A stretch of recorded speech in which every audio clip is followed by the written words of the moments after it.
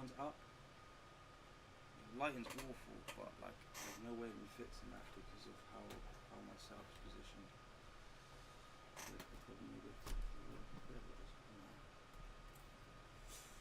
Now the TikTok lights is gonna be mashed up the whole. Oh, it's Matty. Oh, Matty. Oh, W Matty. W Matty. W Matthew.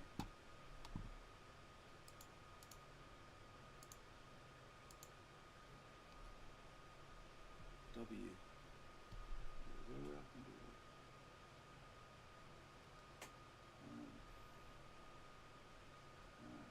No, I don't even know how this works. But I'm so.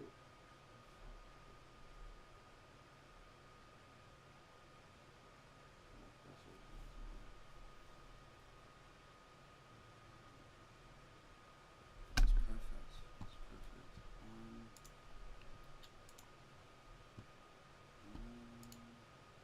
Oh wait, it's something not really loud. Perfect. Perfect. Perfect. I think.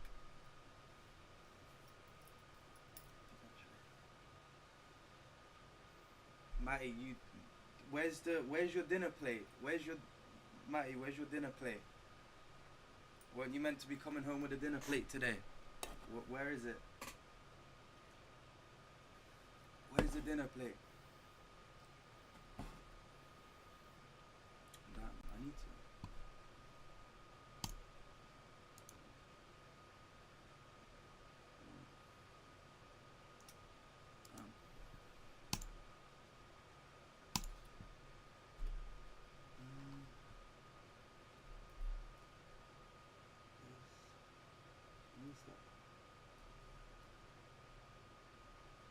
Oh man, none of these settings make any sense, and I don't want to click something and it be wrong.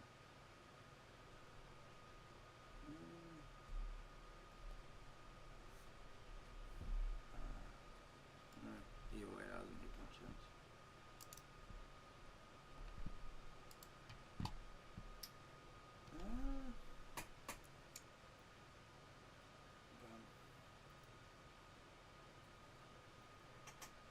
Oh no, I'm moving that.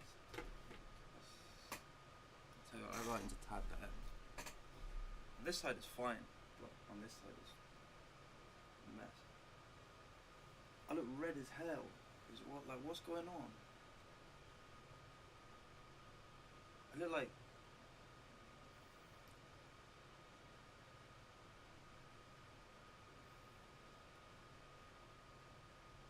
I don't like that. I'm gonna stop looking at that because I don't like that. I'm not a fan of that.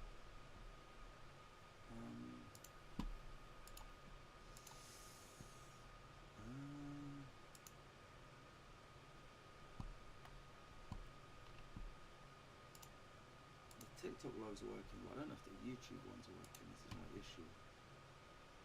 None of this is making any sense. There we go.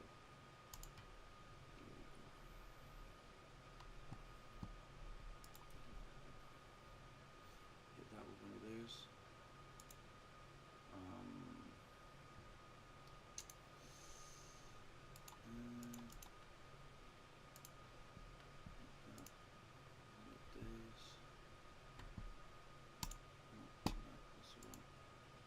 That's wrong. Yeah, that's the right one there. That's the right one. Boom. The main live is on the YouTube channel. The TikTok live is just to promote the YouTube live where all the main content's gonna be. Main live, Nathaniel Knows Ball on YouTube.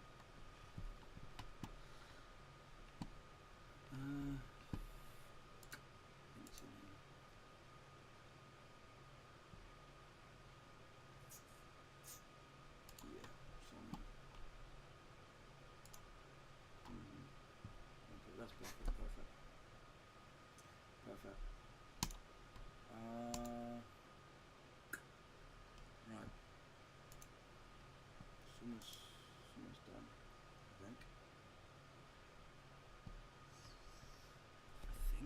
I think so, maybe? It's all rather confusing.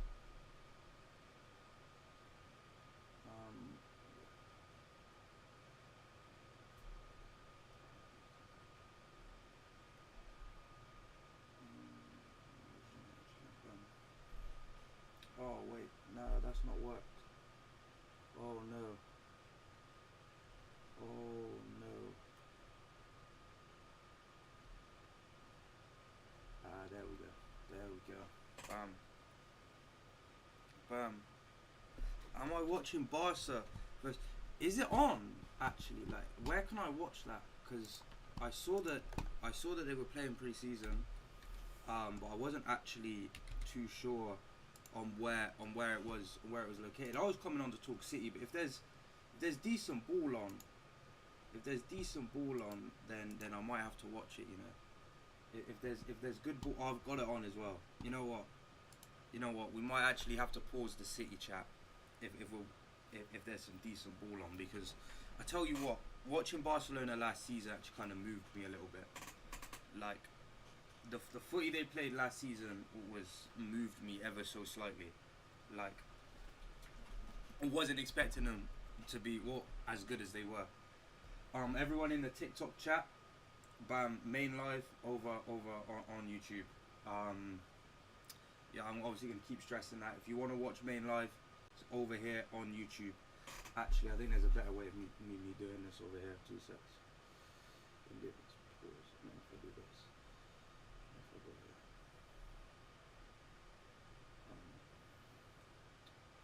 switch to this one, and then I go on this one, and then it's here.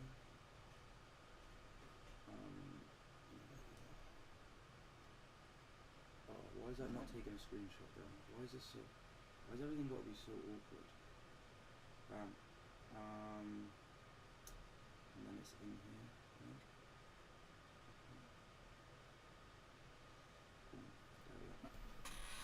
There we go. Yeah, I think that's all good. I think that's all good. But yeah, let's get into it, man. Let's get into it. Main live again, all up here, YouTube. Come check it out. We're gonna be chatting City. We're gonna be chatting ball in general, but mostly City, because there's some news broke recently. There's some, you know, I'd say it's quite integral to the season we've got coming up. So yeah, I need to just get into that then. I think it's this one here. No, hold on. Is it this one?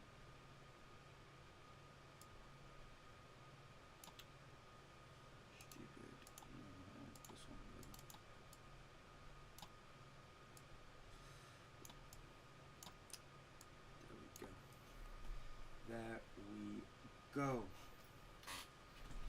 There we go.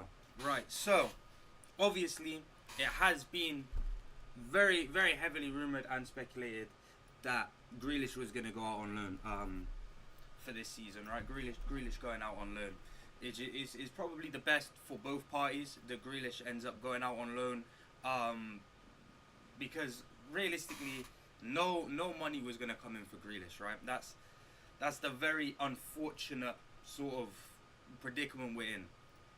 We signed a player for £100 million, and we're struggling to even make 10 million back on him. I think that might be a bit of an exaggeration. I don't think that's exactly true, but like you get the point. Like we're struggling to make money back on Grealish. We can't find anybody that wants to buy him permanently, right? So there's been rumours of loan moves, right? And Fabrizio put out earlier this morning around midday, the Everton keep advancing in talks for Jack Grealish as a priority target. The player has opened doors to move, and negotiations are under the way. And Everton and City are discussing terms of a loan deal. Now, right, a loan deal for Grealish, it is not the ideal situation, right? It really isn't. Like, if you're wanting Grealish to leave, as much as my hair is cooked, I'm gonna need to take that beanie off. It's too hot.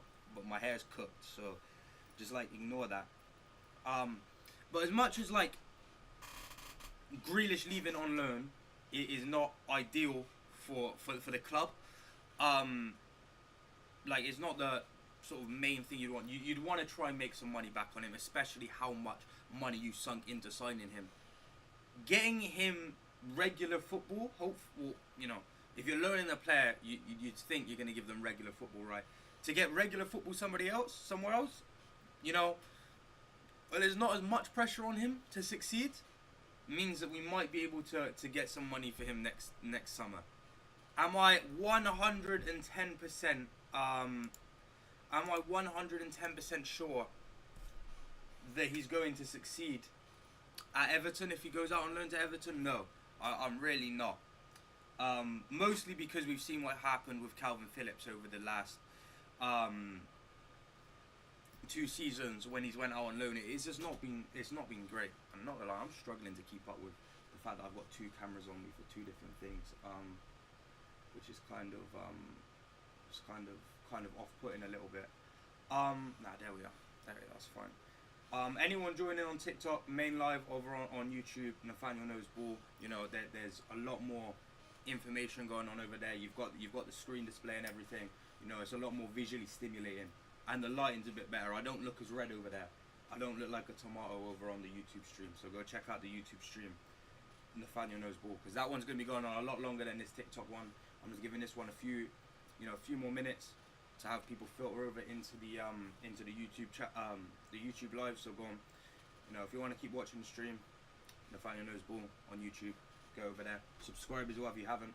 Well, we're closing in on 900 subs, which means we're closing in on 1K, which is, you know, very, very important. Yudia, I see you in there, my boy. I see you in the TikTok chat, my boy. A TK supremacy, bro. That's cap, bro. That's cap. Now, let me get my boy in here. 2 secs, YouTube. But yeah, you know, if you want to keep watching the stream, Nathaniel Knows Ball on YouTube. That's where you want to be watching it, bro. I said Romsey, you know. Get Romsey in the YouTube stream then, bro. Get Romsey in the YouTube stream. Get the viewers up. If you want to be watching the stream, available on YouTube. We're going to be talking about Grealish. We're going to talk about Rodri injury. And we're going to talk about what to expect coming into this season. So yeah, again, Nathaniel Knows Ball on YouTube. That's where the main live's going ahead.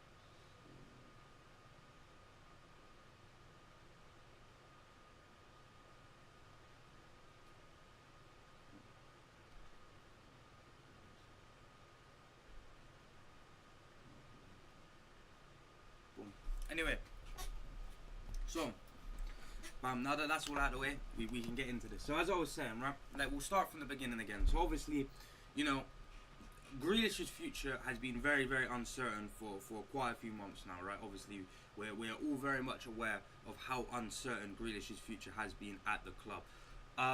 You know, for better or for worse, because I did really want Grealish. I might need to move the microphone. I did really want Grealish to succeed at City, like. I honestly did. Got all tangled, man. This is actually irritating. Yeah. So I really did want Grealish to succeed at City. Like, it's not, you know, like of hatred of him, where I sit here and I say that I want him to move on from the club, because it's not out of hatred. I don't hate Grealish. Like, I want him to do well at City, and I think he's a likable guy. But it just hasn't worked. It worked for one singular season, and I think what annoys me the most about the treble winning season was Grealish was determined. He was hungry to prove everybody wrong. He was hungry to win trophies. And then when he just won the absolute lot in one season, it seems like the hunger left him after that, and we haven't seen him perform anywhere near that level in the 2 seasons since winning the treble. So you've got to start asking yourself, right, when you've got players like Doku and Savinho, who, yes, okay, also might not be putting up the best numbers they possibly could be, right? There's hunger and determination, and they've also got time on their side, which Grealish does not have, unfortunately, right? So yeah, as I've already said, so obviously there's rumors of him going out on. There's rumors of him going out on loan to Everton, which I'm not 100% against, right? I think, there were rumors of Spurs as well. I think Spurs would be the wrong move. I think personally he needs to go somewhere where he is a lot further up the pecking order. You go to Spurs, right? Although Maddison is injured, yes, Maddison's done his ACL. You go to Spurs, you've got Brennan Johnson. Actually, wait, who do they even have now, actually, now that I think about it? They got Brennan Johnson. Oh, they got Kudus. They got Kudus there as well. So that's their 2 starting wingers. And I don't think Grealish is getting in the squad ahead of either of those, right? You got Kulusevski as well. So that's already 3 wingers that I think, if fully fit, are ahead of Grealish. You go to Everton, who have who? Well, they've got Jack Harrison, I can think of off the top of my head. Dwight McNeil. And this isn't me, like, slandering these players or talking bad on their name. Like, I think they're good players, right? Decent players. But Grealish should, £100 million treble winner. He should be better than those players. 100%. 110% Grealish should be better than those players I just named, right? So Grealish should turn up to Moyes' gaff, right? The new ground, right? Turn up to Everton, and he should light the world on fire. Again, I said this about Phillips at West Ham, and we saw how that happened. And that's why I don't have like the most sort of I don't have the most faith in Grealish succeeding out on loan, because I just don't think I just don't think it's the answer to our problem. I think we just need to cut our losses and get rid completely. But unfortunately, in the case of him and in the case of Calvin Phillips, I just think they're both completely unsellable. I think they're unsellable assets. Nobody wants them. Nobody wants to pay the wages. No one wants to take the risk. City are stuck with them until their contracts expire, which is very, very unfortunate. I honestly thought after the loan, when he originally went on loan to West Ham, I thought he was going to succeed there, and he was obviously going to end up leaving on a permanent transfer, Calvin Phillips. Obviously, we saw how that happened, and then we saw how Ipswich happened last season, and again, Phillips is now injured. And you have to take that into consideration when you're talking about Grealish. Obviously, Grealish has done a lot more positive at the club than Calvin Phillips has. Granted, Grealish has had some integral moments.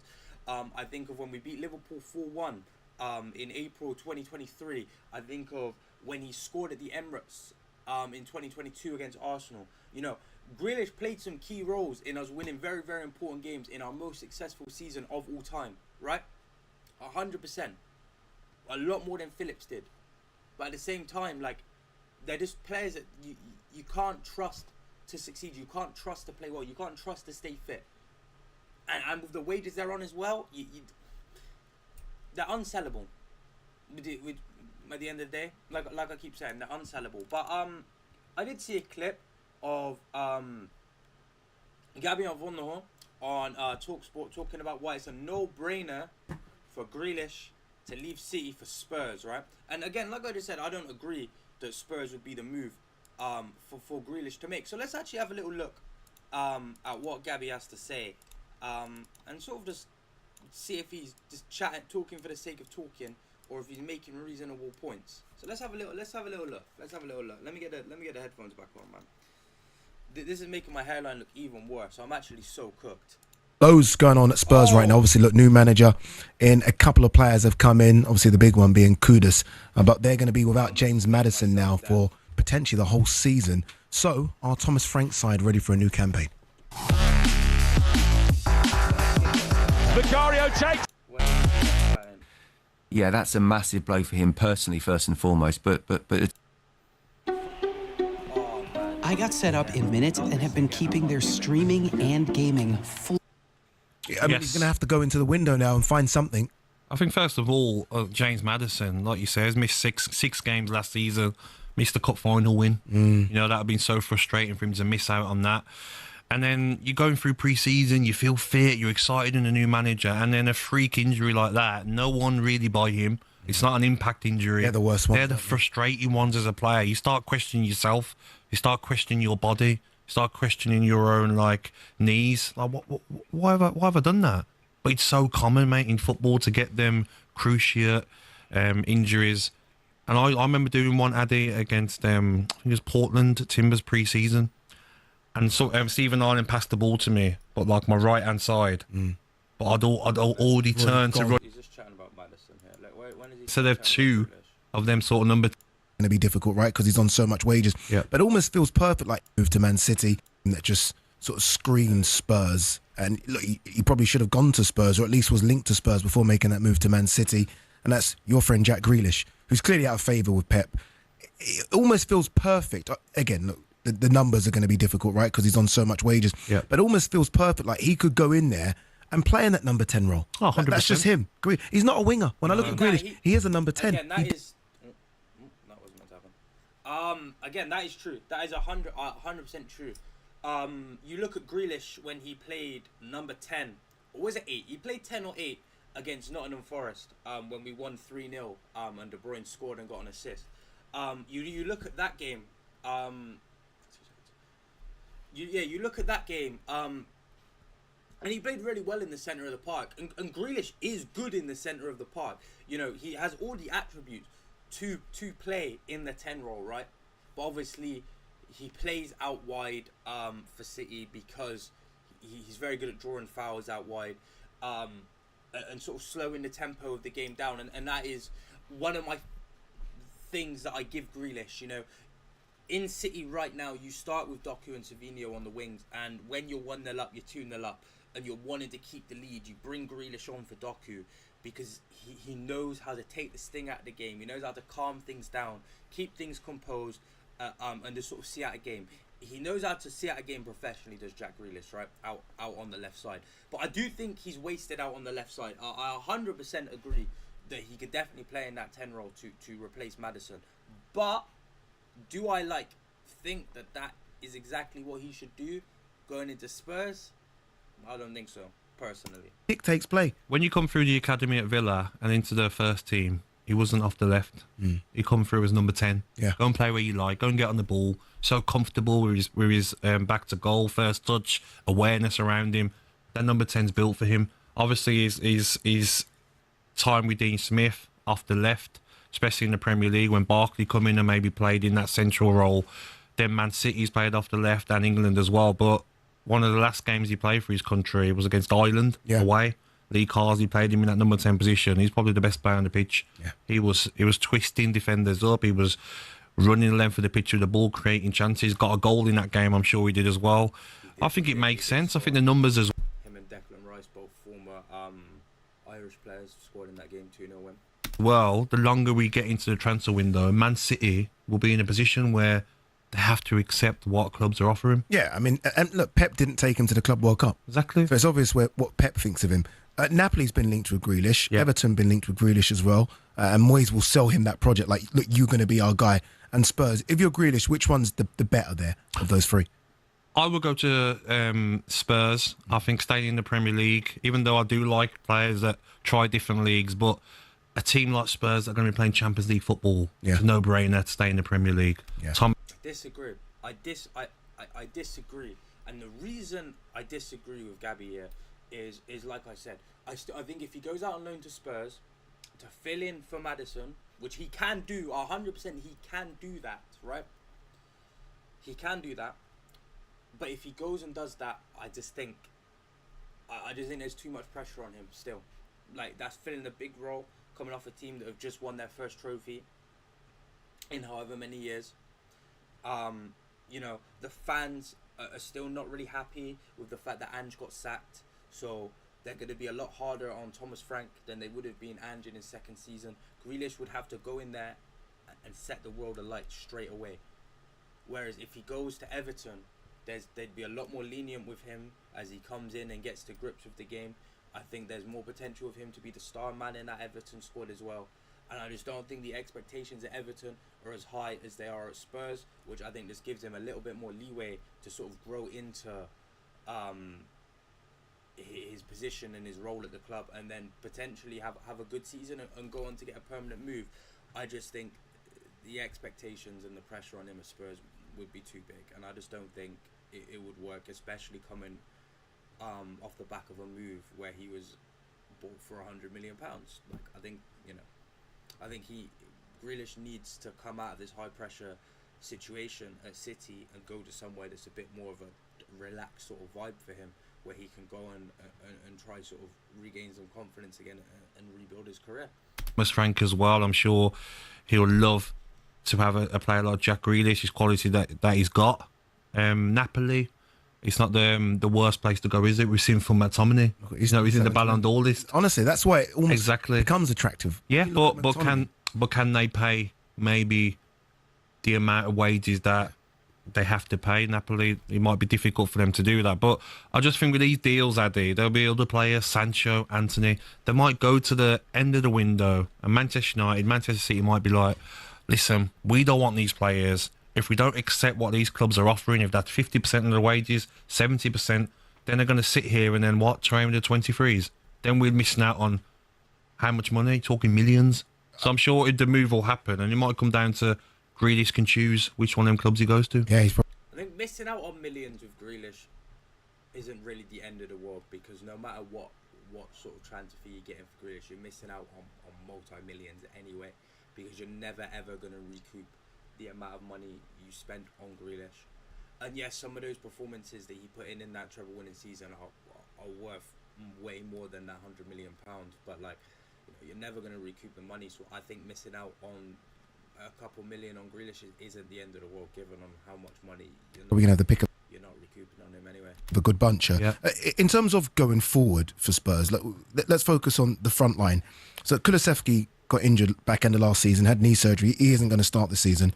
You got Dominic Solanke, got 9 goals last season. First season was always going to be difficult. Brendan Johnson got a couple more than that.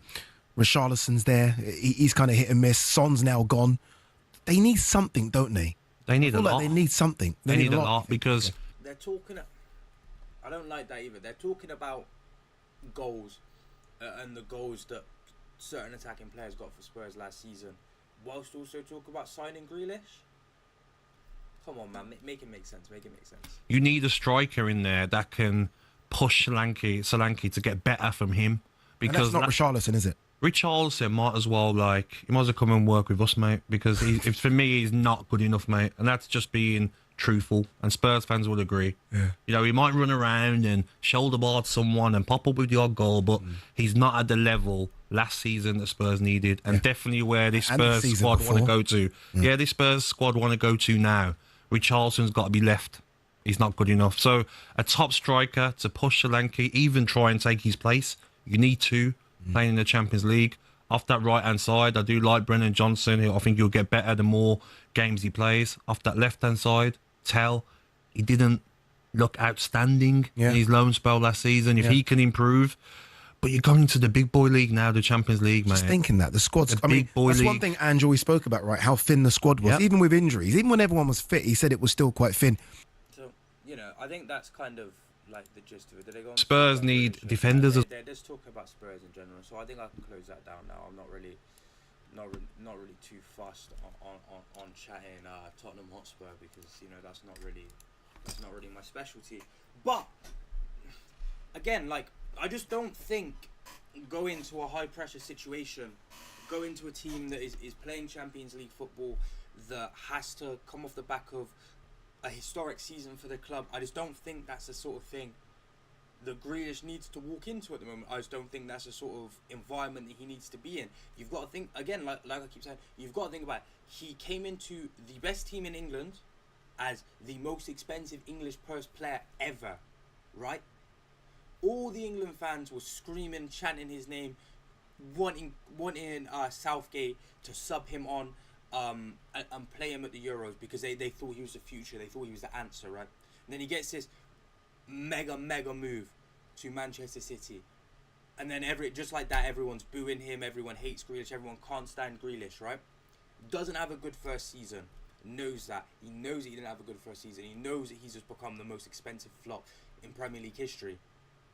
So then he goes on to improve, wins the treble, plays an important part in winning the treble, and you think, yes, Jack Grealish has arrived at Manchester City. We might even see a player that is worth a fraction of that transfer price tag that City paid for him.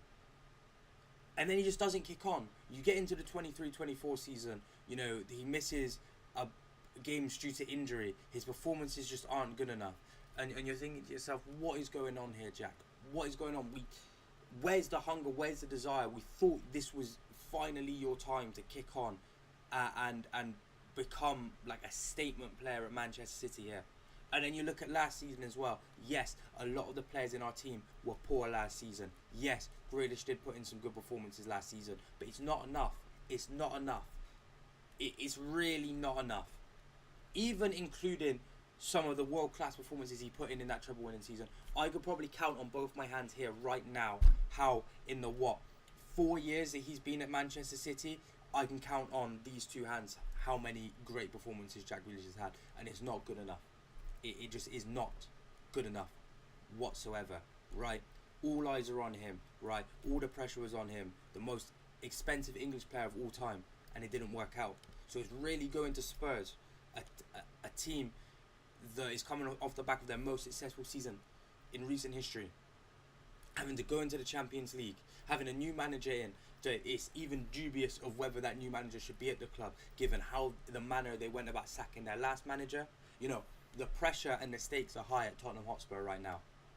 And to go in there and replace Heung-min Son or James Maddison, and depending on which position you're going to play him in, huge task for any player to fill, right? And I don't think that's Jack Grealish right now.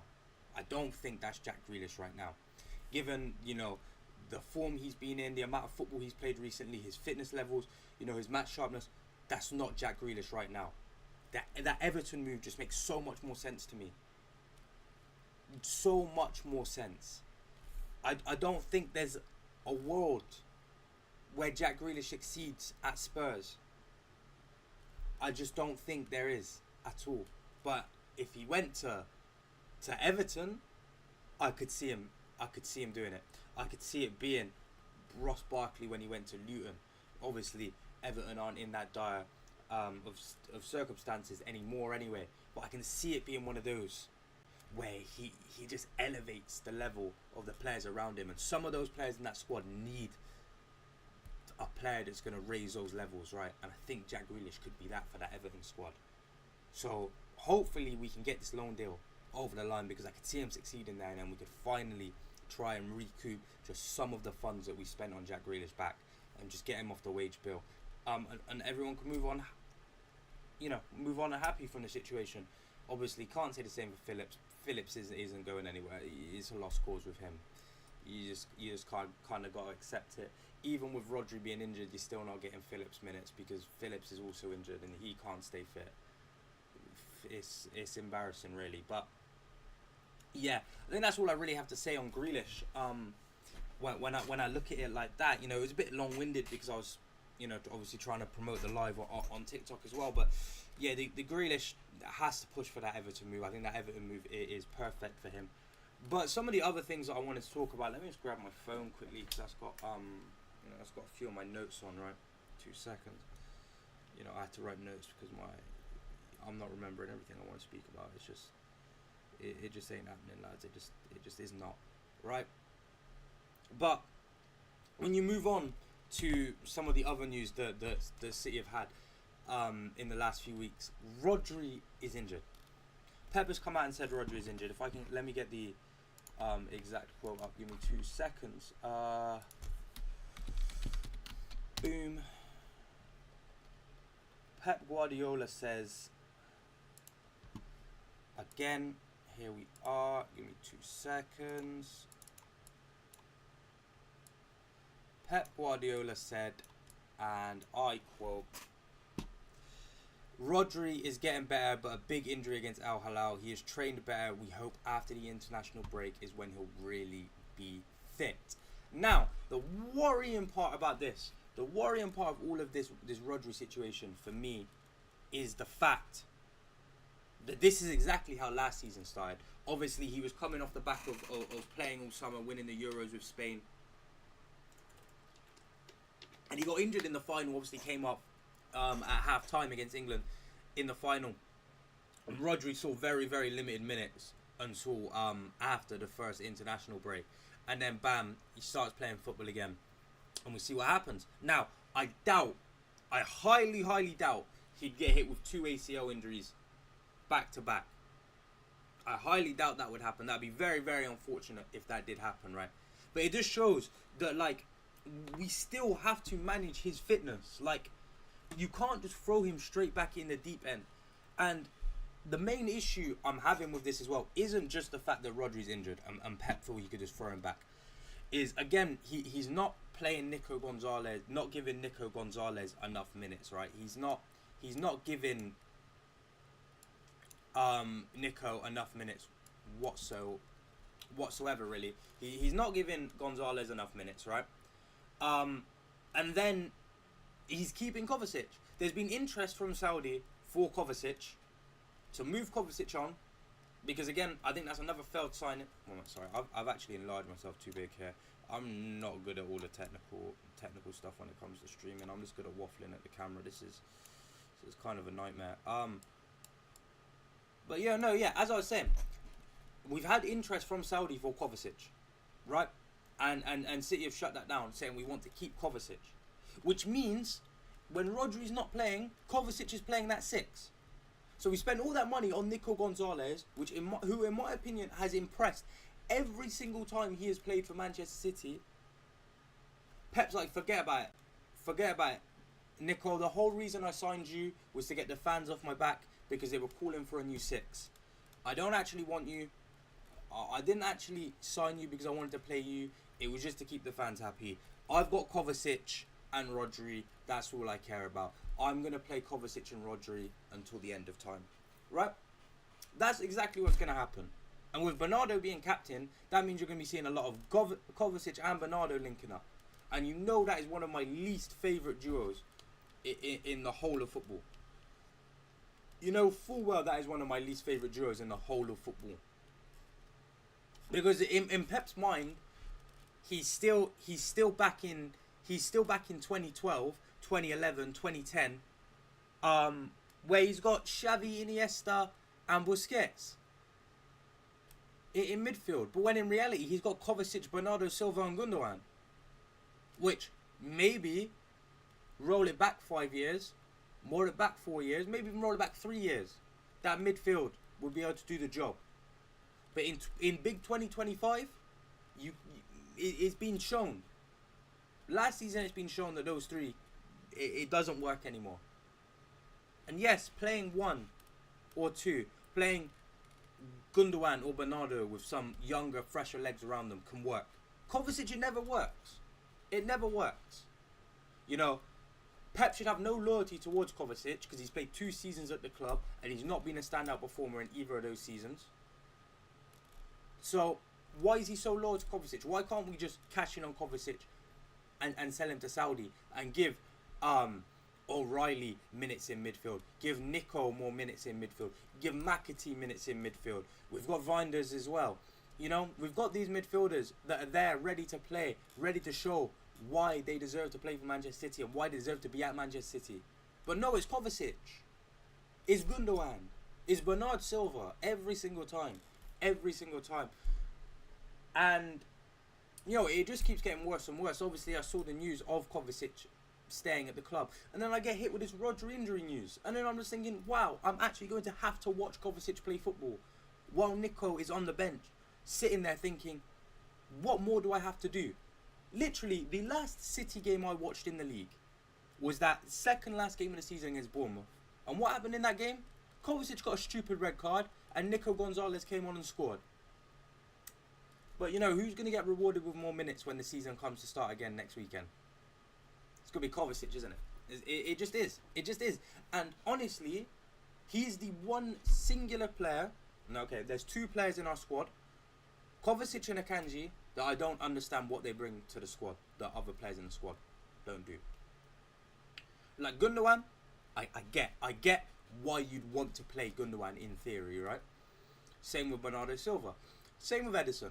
You know, all of these high-profile players that are hated by the fan base, I can understand in some way, shape or form why Pep Guardiola would want them starting for Manchester City.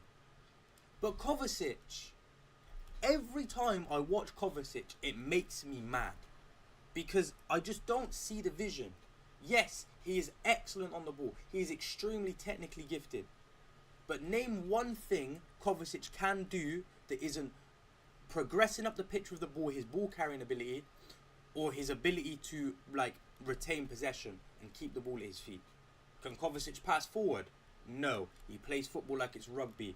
Back pass, sideways pass. The ball's circular, not, an oval. You can go forward, right? There's that. He can't defend. He's rash. He's reckless in his tackles. His defensive IQ is all over the place. Okay, fair enough. He can score a nice little long-range goal every now and then that is very aesthetically pleasing on the eye. That's really about it. He doesn't bring anything to the team that we don't already have. Oh, someone is technically gifted on the ball. Bernardo Silva, there. Not like I'm the biggest fan of Bernardo Silva, but he can do that, right? Oh, you want someone that can score from long range? Rodri, Marmoush, Foden. All three of those players there are very good long range shooters. What else did I say? Oh, yeah, ball retention and... What was the other one? Oh, ball carrying. Rodri can do that. Foden can do that. Bernardo Silva can do that. Come on. What is the benefit? What is the benefit to starting Kovacic? I don't get it. I don't see what Pep sees. So someone out there might also be able to see what Pep sees, but I don't get it. I don't get it. So if it's going to be another season where Rodri's out injured because we're mismanaging his minutes, because that's what's going to happen. Rodri's going to come back from injury after that international break, and he's going to get thrown straight in there. 90 minutes, bam! Legs fall apart. And then who's playing the six? Kovacic. Nico Gonzalez is sat rotting on the bench thinking, why did I come here? Why did I come here? This has been the worst experience of my life. And would I be able to blame him? No. No, I wouldn't. He'd be completely justified in feeling that way. Because his time at City has been completely and utterly mismanaged by Pep Guardiola. And if he becomes, unhappy at City and wants to leave in January or in the summer, it's on Pep. It's on Pep. And wherever he goes after City, if he leaves, God forbid, he'll be successful because there's a good player in there. Very, very good player in there. He's just not given the time to shine at City, which he should be advocated. He should definitely get more minutes than he gets because he's a good player. But that's it really. That's really it. Oh, and another player that could play midfield instead of Kovacic, I don't know why we're keeping him, Rico Lewis. I think Rico Lewis is very good in midfield. I think Rico Lewis is a very good player, full stop. And like I mentioned last week when I went live, I think he's a very overhated player by the fan base, and I think a lot more respect needs to be put on Rico Lewis's name. If I'm being totally honest when it comes to Rico, anyway, it's it's a bit of a sad situation when it comes to him. But again, he's people don't like him because we sold Cole Palmer. That's it. If we didn't sell Cole Palmer, the way the way people look up and perceive Rico Lewis would be completely different. But I will take a quick break from talking about City just to go and check up on the Barcelona game and see where see where that's de vegada en aquest partit, el Barça que comença a obrir l'aixeta i aquí veiem aquesta aficionada que li diu al seu fill que el Barça ja n'ha marcat 3, Barça 3,0, ara ja no ha marcat Fermín López, tot i que també ha estat l'iniciador d'aquesta acció. Quina cavalcada potentíssima de Rashford, superant a camp obert a Van de Brem, la posa perfecta al segon pal per l'arribada puntual, com sempre la cita amb el gol de Rafinha, enfonsa la pilota amb aquesta rematada inapel·lable, amb aquesta rematada tensa que es converteix en el tercer del Barça. Barça 3,0, gairebé 38 de la primera meitat del partit. El Barça, que ara mateix s'ho està passant de meravella damunt del rectangle d'aquest beneït esport, religió mundial, que és el futbol.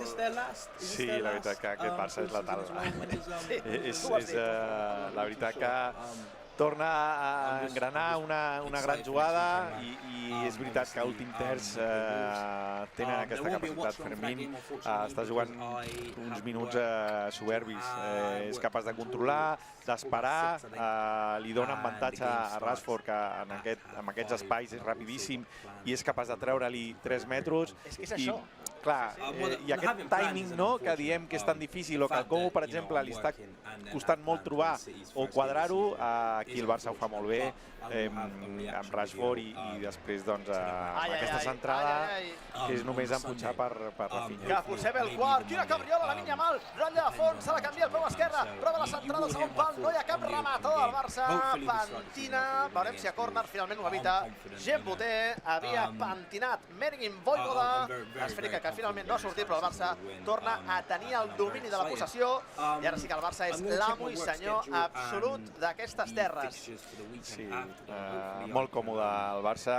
Mira, ara no se l'ha entès aquí Lamine Yamal a Eric Garcia, és allò de penja tu, no penjo jo, i al final acaba penjant un altre. El Como està sent molt valent en el plantejament perquè està anant de tu a tu a aquest Barça, però la veritat que ara mateix és molt arriscat fer això, perquè aquests jugadors, aquest equip ara mateix, com li donis mitja, te la fa. I escolta, Fermín ha pensat, està molt bé la dada aquesta, però jo accelero, tu, i ja t'ho faràs. Està participant molt bé, Fermín, està entenent molt bé on trobar els espais i sobretot donant molt avantatge als companys, enllaçant amb Rashford, que aquesta sinergia que s'està donant està sent molt bona, m'està agradant molt, la veritat. Ai, mare de Déu, senyor, s'ha notat el rebot aquí, Lamine Yamal, continua Lamine Yamal, Lamine Yamal, la centrada al segon pal, no hi havia ningú, perquè és que és tan imprevisible que els jugadors no saben per on sortirà Lamine Yamal, ni els nostres ni els d'ells, perquè m'entenguis. Fermín des del vèrtex, prova la retalladeta, li va llarg el control, ha acabat refusant l'esfèrica Vojvoda, ha anat per terra un futbolista del Como, en aquest cas Jayden Avai. Per cert, abans vèiem com mirava fixament la pilota Alex Valle i pensava, no me la faràs, i Lamine Yamal li n'ha fet una altra que és de l'alçada d'un campanar. I també aquí, amb Alex Valle, el futbolista badaloní, lateral esquerra de 1,78 m, que és un bon lateral, ens va causar, ho dèiem abans, una bona impressió I a més, hi va jugar de lateral dret, Exacte, això volia dir, que t'ho volia preguntar, em sonava que va ser lateral dret. Sí. Va estar jugant als partits de pretemporada. Exacte, sí. Un futbolista format, a part del Barça, perquè sí que és cert que Alex Valle va arribar a jugar partits amb el primer equip, però amistosos, per exemple, els de la gira passada contra Milan City i Real Madrid, si no m'erro, però sí que és cert que Alex Valle, a part del Barça, també es va formar al Sant Gabriel i a la base del Gramenet. Això també és important de destacar, evidentment. Pilota per Valde, carrega la cama, prova el xut al part de l'altre va ser Alejandro Valde, que va ser també un dels protagonistes de l'elenc golejador la temporada passada en aquell 4-4 contra l'Aten rival, contra el Real Madrid. Sí, un Valde que ha recuperat la seva millor versió. Veritat que venia d'un any, fa 2 anys, complicat amb la lesió, una lesió greu, i l'any passat d'anar de menys a més. Ui! Mira, la pressió de Rafinha, no hi ha falta i gol de Lamine! No hi ha falta i gol de Lamine, gol!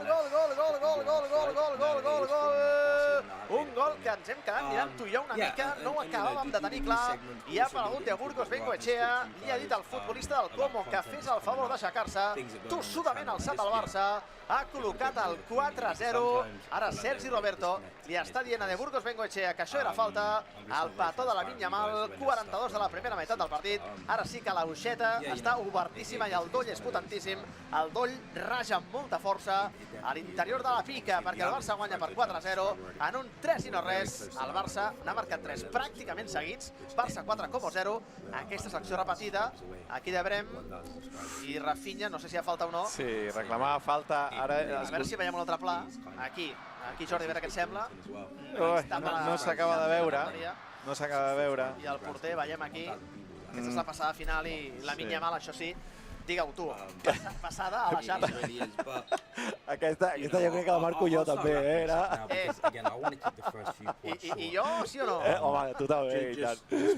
És gros això que acabes de dir. Sí, però també, aquesta era facileta, li ha donat... No, però molt bé, al final és la conseqüència de la bona pressió. Al final és